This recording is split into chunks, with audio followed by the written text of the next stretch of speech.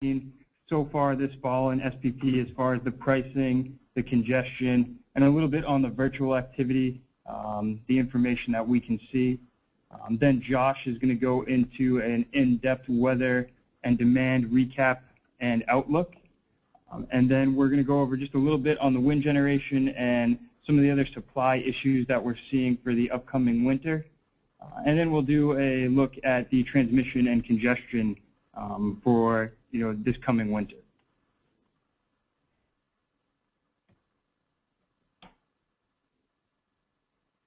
So the first thing, just taking a look briefly at pricing for fall. So this is going to be September through November.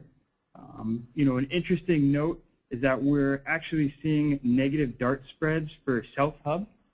There has been quite a bit of wind-driven congestion and generation outages that are helping to drive this. But what we're noticing, and as you can kind of see that, from the spreads, with a negative DART spread for south and a positive DART spread for north, is that this congestion, for the most part, has been significantly stronger in the real time. Taking a look at the actual congestion, the top constraint, as it has been for quite a while now, continues to be the OSAGE to Canyon East. The chart on the right side there shows the real-time hourly average shadow price versus the real-time hourly day-ahead shadow price. And you notice that for every one of the constraints, it's stronger or significantly stronger in the real time, with the exception of the Seaward to St. John congestion, which actually was posting a lot stronger in the day ahead. This was likely due to the Smoky Hills to Summit outage, which was out of service for most of November. We also saw this as one of the more profitable paths in the TCR market as a result of this Smoky Hills to Summit outage. The other things that we noticed, Fairport to Osborne, that congestion came in very strong. That's, a less typical constraint, but one that came in very strong as the Cooper nuke ramped back from an outage in early November. And we also had both Ireton units off for a period of time. As many of you, I'm sure, noticed this morning, we had both Ireton units back for about a day and a half. And with one of them tripping this morning, we started to see the Cooper congestion come back in. So a similar constraint to that Fairport to Osborne. And just some quick notes on virtuals. I think SPP publishes a little bit more data on the virtuals than some of the other markets. We can at least see, similar to MISO, I guess the hour-by-hour virtual activity as far as the virtual bids and virtual offers. As you would expect, if you look at where the volumes were in March, they have increased quite a bit through the summer and now into November. More recently, we've been noticing that the virtual offer curve is a bit flatter and has just kind of been flat throughout much of the day, while the virtual bids continue to follow demand. And if you look, particularly right now, in November, hour ending 7, hour ending 18, those virtual bids following those load ramps pretty closely. We're taking a look at these on a daily basis and trying to track, that overcommitment with, potentially seeing, that virtual bid creating some artificial load during those ramp hours, and if that's going to start to lead to overcommitment. It definitely helps, not a strong correlation, at least in our eyes at this point yet, to seeing significant downside on real-time pricing, though, as a result of some of this.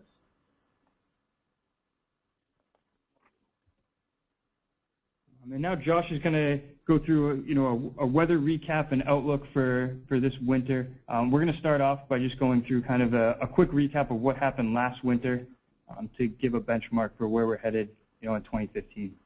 All right, so we'll take it off from here. Let's take a quick look at the winter of 2013 to 14. As we all remember, it was a notoriously cold winter, not only for the SPP region, but really for the entire eastern two-thirds of the country. Most of SPP was anywhere from 2 to 4 degrees below normal throughout the winter months. We even saw some areas about 4 to 6 degrees below normal. That was focused across eastern SPP, which included a lot of our main demand centers. Now, we were expecting a cold winter. We didn't think it would be quite as cold as it was. But the main point here is we saw bitterly cold temperatures. Coldest temperatures relative to normal actually occurred in February.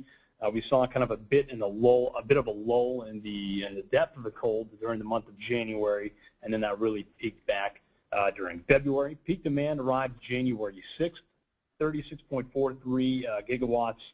That was the strongest demand we saw. We also saw February a few days approaching 36 gigs also, but overall very cold winter and also a very dry winter. All right, so over the last 4 years, the strongest demand typically occurs late in December through roughly the first half of January. If you look at that kind of graph on the right-hand side, I have the last 4 years, the demand plotted for December through February, and the peak of that curve, as I mentioned, kind of occurs late in December into early January. It begins to taper off. Demand it typically weakens as we get into February, especially in late February, where you see that curve really start to take a downward direction. But overall, we do look for that peak demand occurring late December, early January. That coincides with our coldest wintertime temperatures, which are typically also in early January. And again, overall, our demand usually fades as we head into February. Might be a bit of a different situation this winter, and I'll get into those details in the next slide. Okay, so here's our official winter forecast for the rest of this year into February, and we're looking at overall below normal temperatures. We think it's going to be a cold winter. However, we are actually expecting a warm December. I'll get into that on the next slide, but overall, when you average everything together, we are expecting below normal temperatures. It's going to be kind of a seesaw pattern. We think we're going to see some alternating warm and cold periods, although we do think we'll see an increase in frequency in below normal temperatures, especially later this winter. So kind of a warm start in December and then increase in cold January into February. This forecast was made using analog years. These were based off of El Nino. Our #1 analog year was 1979 to 1980.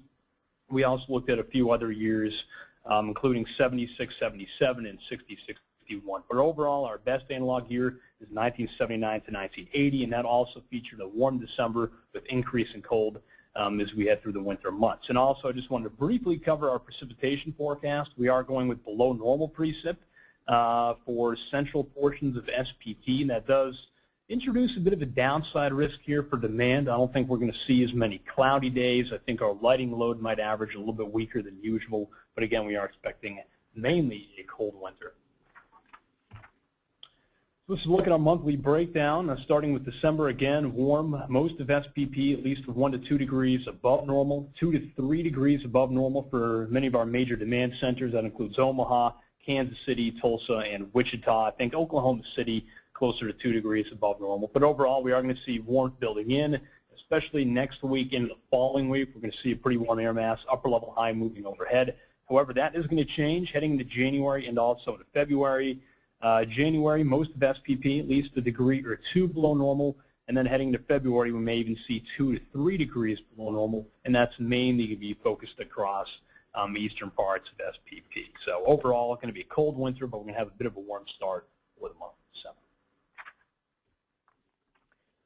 So overall heating demand, this is actually the chart below, is this looking at last winter's demand, and it's interesting when you look at this chart because demand was pretty consistent throughout the winter, and I think we may see kind of a similar pattern this winter. I showed you that chart a few slides earlier that showed demand usually dropping off in February.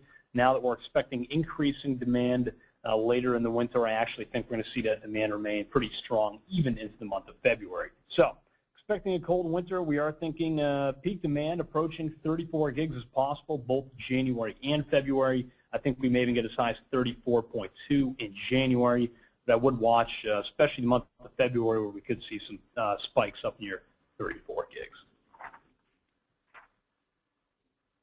All right, thanks, Josh. Just to kind of compare and contrast that to SPP and what their outlook is, we took a look at their winter assessment. And SPP estimates the peak load to reach 35.3, so they are slightly bullish relative to what we're seeing. They did not put any sort of time parameter around this, so we just based on our weather outlook, we would assume that this would be sometime in early January. And then I'm going to just let Josh finish up with some of these finer points about forecast.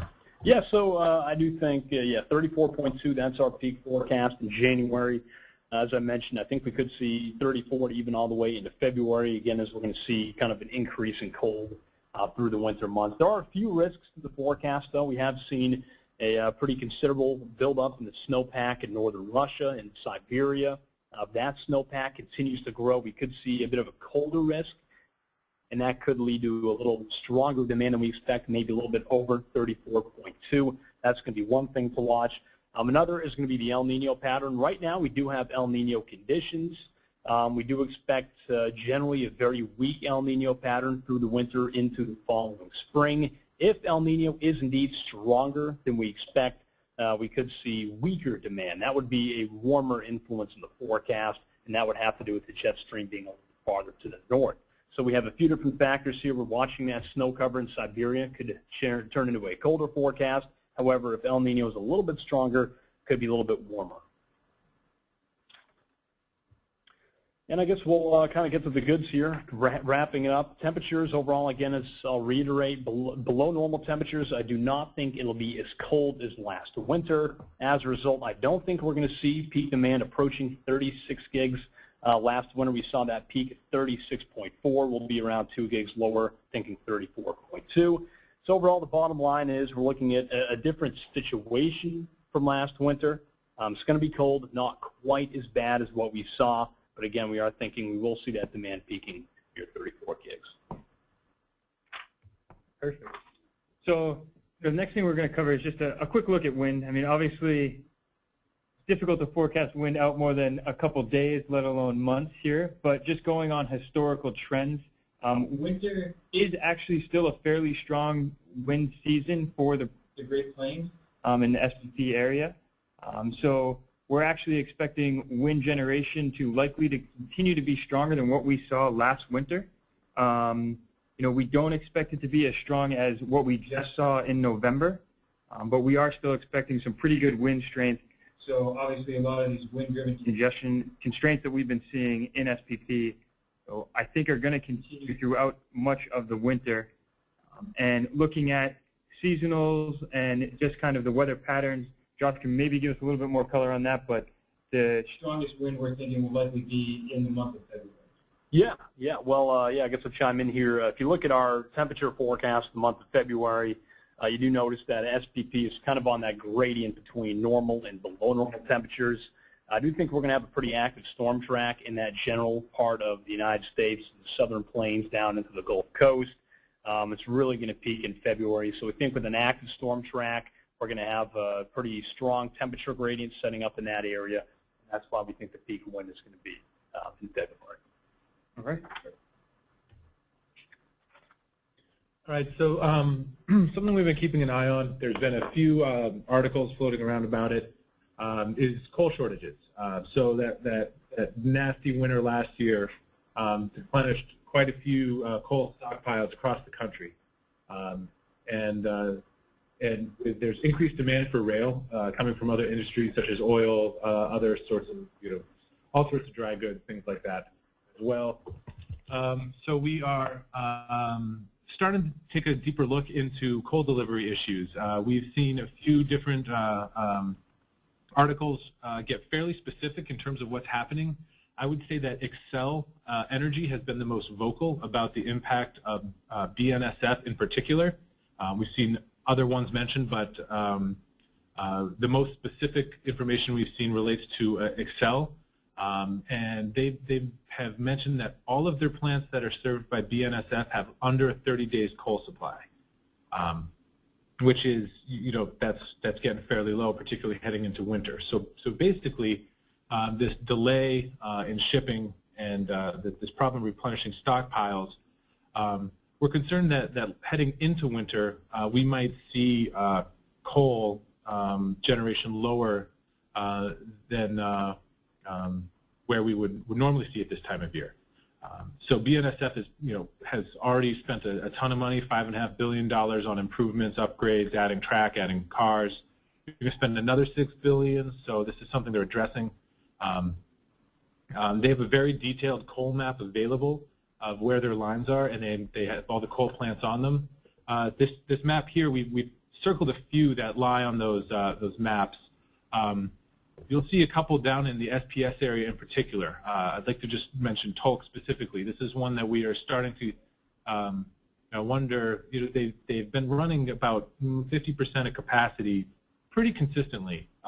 We've seen them ramp up every now and then, but they're also sitting in this area that is quite often seeing bullish congestion. So it seems that just based on pure economics, there would be some financial incentive to increase output and capture some of that. And as this is one of the plants that was specifically mentioned, we have to start to wonder if maybe they are waiting for things to get real bad, or for the bitter cold temps, January, February to come. So it can be a little bit hard to quantify specifically what's happening. You'll see a couple other areas, the Tulsa area, Kansas City, or other big BNSF areas. Not to just pick on BNSF. Excel certainly has. They basically complemented Union Pacific, saying that their plants served by UP are all fine. So that's just one company's take. We've seen other companies also chime in on this, more so in MISO. Minnesota Power actually shut down a couple of units near Duluth in September to preserve coal for the winter. And DPC said that they are considering or will shut down a couple of units, Alma and Genoa, also related to the coal stockpile. So this is something that you might want to just Google, every now and then to see if there's any updates. Wall Street Journal just recently, November 23rd, had a pretty good article about it. So details seem to be coming out more as winter gets closer. So definitely something worth keeping an eye on. This is something that you'll see, if we get more specific or actionable information, will definitely come through our reports. So, but just want to make sure that everyone's aware of potential coal delivery issues heading into the winter. So now we're going to kind of move into talking about the congestion patterns that we see as potentially coming up for this winter. What we're going to do is start off with taking a look at what happened last winter. And so these are the top 3 constraints that we saw last winter according to SPP's quarterly state of the market for winter 2013 and 14. So these are from the EIS market, so before the integrated marketplace went live. But the top 3 constraints were the East Town, which is over in Kansas City, the Osage to Canyon East, again down in Amarillo, and the Victory Hill Transformer over in western Nebraska. I think the most important thing to note on the 2 of these, the East Town and the Victory Hill, that SPP specifically mentioned in their write-ups that these 2 constraints were driven by colder temperatures and high load in the north. On that reason alone, we don't anticipate that these are going to be as significant this time around or this winter. Particularly with December being a warmer month, and for February not being as warm in Nebraska or as cold in Nebraska, we expect that those 2 constraints in particular are not going to be as big of a concern.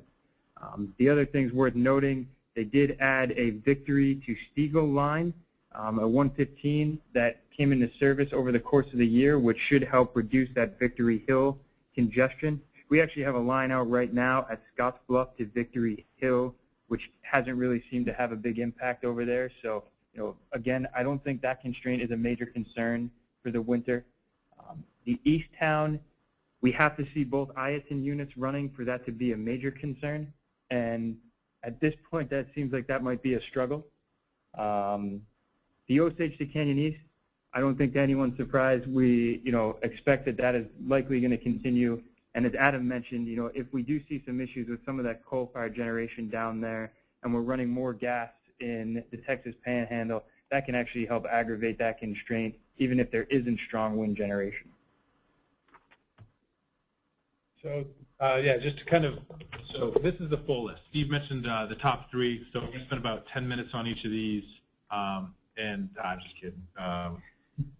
So OSAGE, so these were the top 10 from last winter, and what we've kind of taken a look and seen, are we going to see these again? OSAGE, high risk. I mean, it's OSAGE.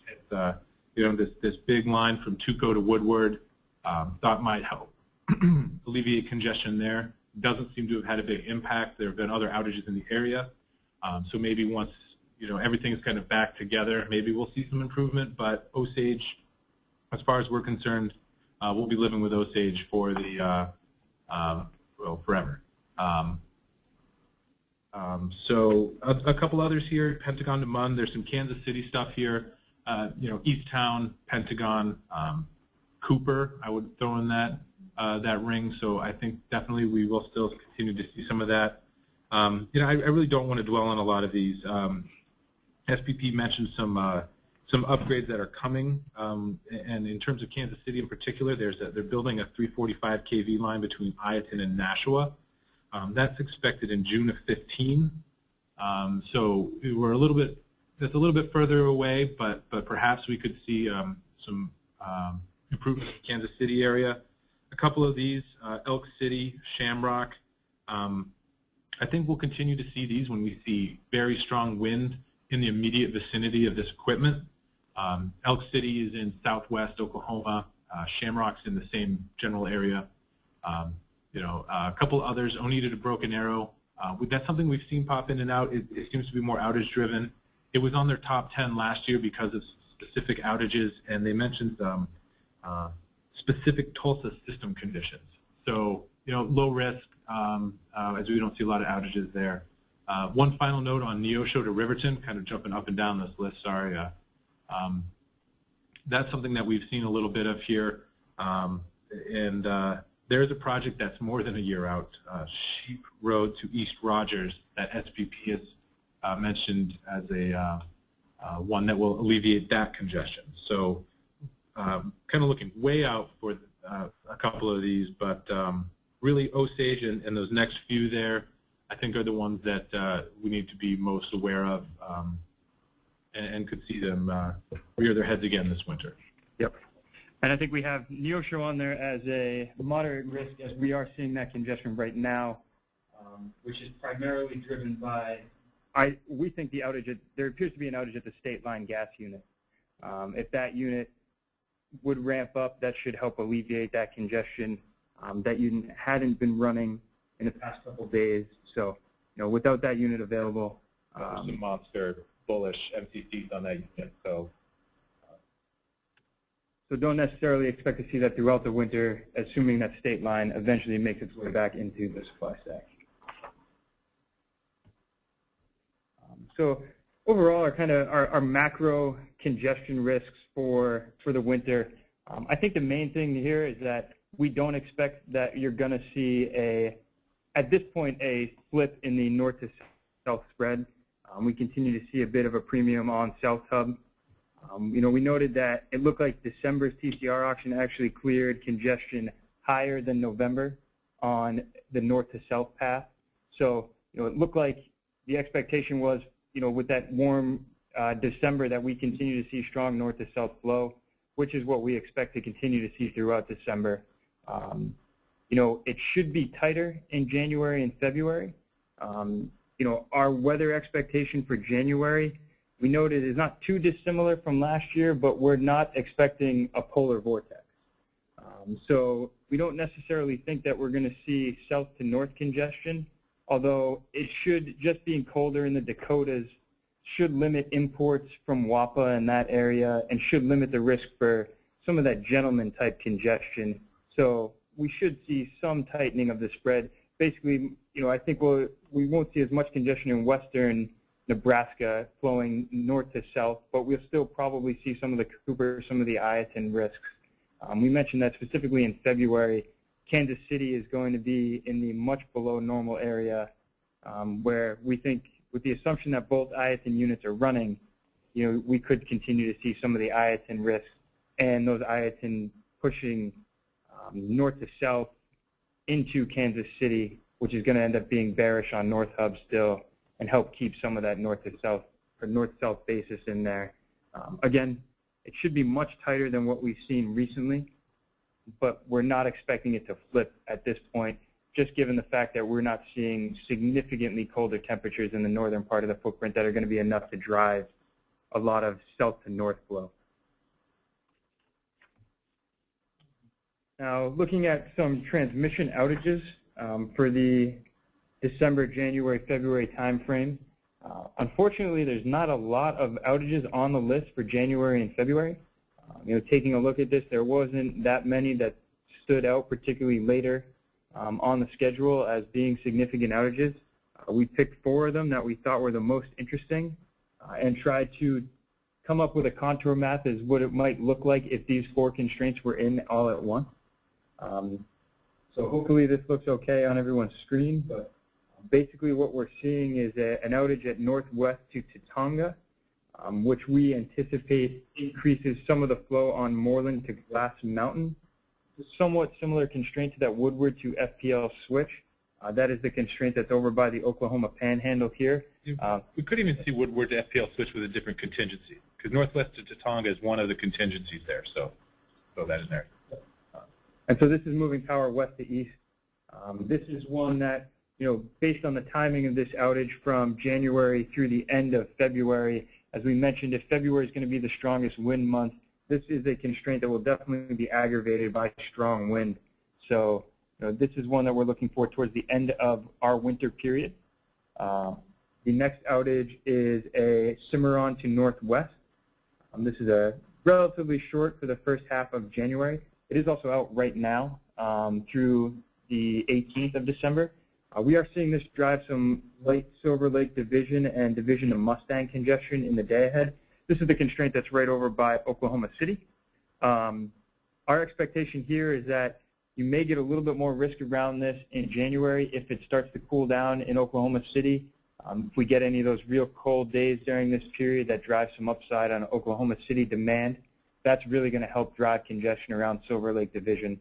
That's one that we were seeing during the summer more when we had very strong AC load in Oklahoma City. So like that one, but want to see some stronger demand days for that one to be a big concern. The next one is a Hoyt to Stranger Creek outage, and we should get to see this one in the very near future, scheduled out on December 8th through the 19th. Actually, just continue to like this to drive some of the Hoyt transformer congestion or Hoyt to Hoyt junction congestion that we've been seeing over to the west of Kansas City. This is going to be a particular risk if Jeffrey Energy Center continues to run strong. They ramped up another unit late last week or early this week. Yep. And since that point, with an Iaton unit down now, we're seeing a strong prevalence of the Hoyt congestion, and think that this outage should likely only make that constraint worse. We got one more unit there too, so it could be it could keep coming. Yes. And then lastly, there's a line outage at Hastings to Pauline. It's the second of a parallel circuit line there. So thinking that we could see some risk around, some parallel line congestion. This is over in western Nebraska. So again, this is more of a north to south flowing constraint. So this, is likely going to be something that we're seeing on days where it's a little bit more mild in Nebraska. And these are somewhat listed in order of our expectation and likelihood of driving congestion. So this is probably our least likely of all the calls, but it is a significant outage that has a pretty long time frame for the entire month of February and most of March. And just some other notes on transmission. These are outages that are either in the very near future or already out of service. The first one, as we've been seeing a lot of congestion around Fort Smith, I just wanted to note that for a 4-day window there in December, the Arkansas 1 to Fort Smith line is actually coming out of service. So we don't anticipate that you're going to see the Fort Smith transformer congestion with this out of service. But that's just a 4-day window coming up in the next week. And then the other one is the DC tie to ERCOT East. That line has been out for quite a while. And just looking at this coming back into service here in mid-December, the chart to the right is the typical or the average flows on the ERCOT tie. For the most part, we were exporting quite a bit to ERCOT, particularly during the warmer summer months, as you would expect. It was more recently, just before the outage, that we started to see imports from ERCOT East. As we move into, when we get this back and we move into some of these colder temps, we still anticipate that the majority of these flows will be exports to ERCOT. And as far as congestion, we haven't been seeing a whole lot down in that part of the footprint with this outage. I think bringing it back in, we're talking about a max of 600 megawatts of imports or exports, one way or the other.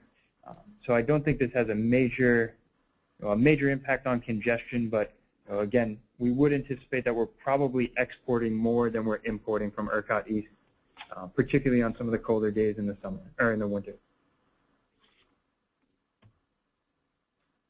All right, so we're wrapping up here pretty soon, but this last slide here, looking at a couple of new transmission things that have been going on. So there's this Y plan. It's also, part of it was called the V plan. It's had a couple other different names, and it's getting close to completion. So this is a series of 345 kV lines. They built a new substation at Thistle, which is near Medicine Lodge, but is not electrically connected there. So one line runs to Wichita near the Gordon Evans unit. That line has been energized. The Thistle to Woodward line has been energized. We've not seen that have a big impact. It's kind of like a line to nowhere right now. The biggest impact will be felt when this last section energizes. It's Thistle to Clark, and then Clark to Spearville, and Clark to Ironwood. Ironwood is just to the east of Spearville, I believe. A couple wind farms there. So the idea there is there's all this wind in western Kansas, and this will help basically get all that energy to the load centers of Wichita, Oklahoma City, and it's going to have a pretty big impact on congestion. So we used our SEER model to run a scenario here and see what happens when we energize these lines. We used November 24th, which I believe is that last Monday, big wind day, and checked out its impact on congestion. So the most notable change was that we saw reduced risk of anything that has Hitchland to Finney as a contingency. So Hitchland to Finney is a 345 kV that runs north to south. It'd be to the west of what's shown on this map. Those four constraints would be Renfro, Seward to St. John, Sun City to Medicine Lodge, and Smoky Hill to Summit. Seward to St. John and Sun City to Medicine Lodge, I think, make a lot of sense. It pretty much runs parallel to the path that the Spearville to Wichita via Thistle runs anyway. Smoky Hill to Summit, which kind of runs, well, it's to the north of Wichita there, that has Hitchland to Finney as a contingency. We expect to see that ease, but it won't be eliminated. So we're still looking for wind to drive some congestion there, but it'll help. And what was interesting was Woodward to FPL switch congestion actually was slightly stronger in the scenario. And I thought that was kind of weird at first, but if you think about where, all that wind flowing towards Oklahoma City, it could flow south along this Thistle to Woodward line and increase the loading on Woodward to Tonga to Northwest. So I think fundamentally there is, that does make some sense.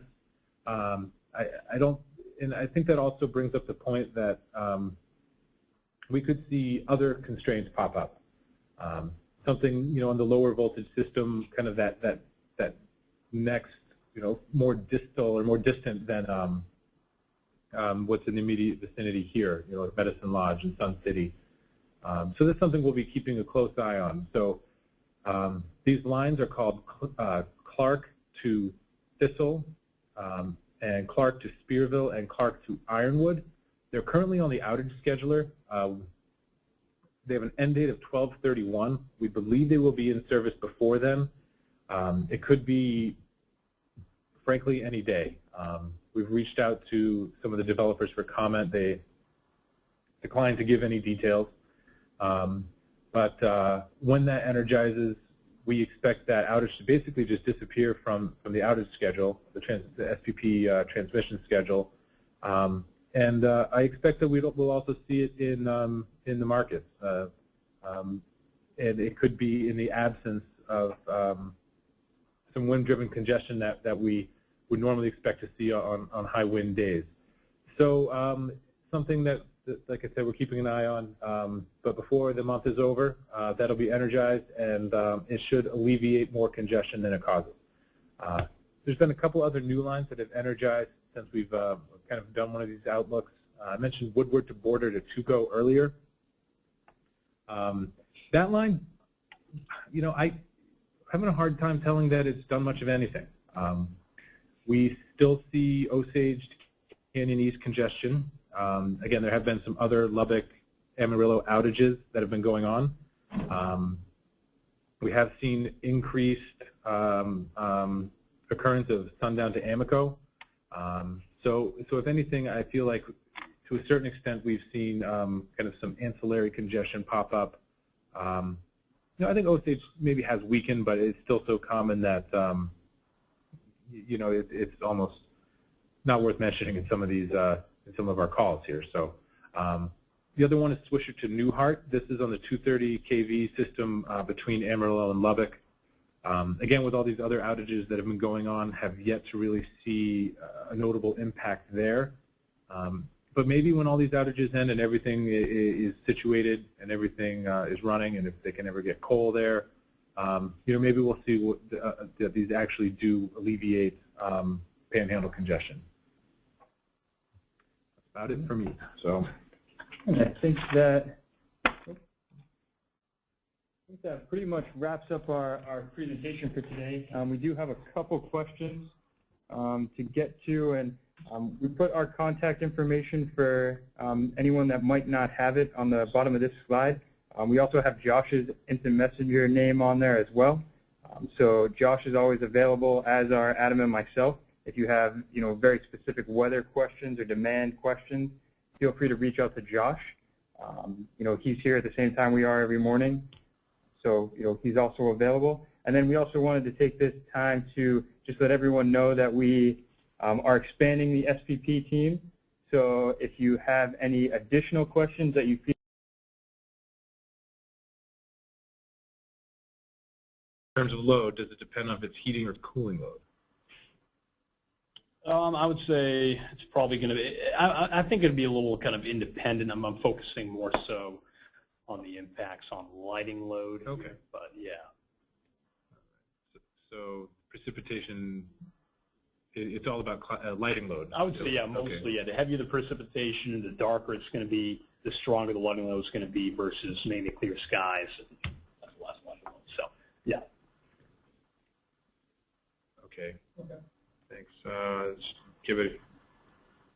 Yeah, I mean, at this point, if anybody else has any questions, again, all of our information is here on the slide. Feel free to shoot us an email.